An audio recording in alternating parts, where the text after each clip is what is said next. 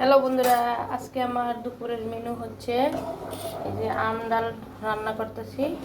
আম, এই যে ডাল, আমটা দিয়েছি, ডাল রান্না করতেছি। আর হলো আলু ভর্তা করব, আলু সিদ্ধ বসাইছি। এটা হলো আমাদের দুপুরের মেনু আজকে। এটা খাবো। ডালটা আমি বাগার দিব, আম ডাল বাগার দিব। রসুন আর পেঁয়াজ দিয়ে দিয়েছি।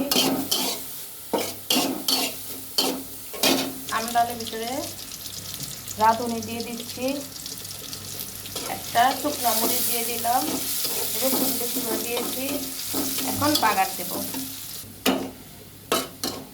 একদম পারফেক্ট লাল লাল হয়ে গেছে। এখন আমি ডালটা ঢেলে দেবো। বাবা বিসমিল্লাহ।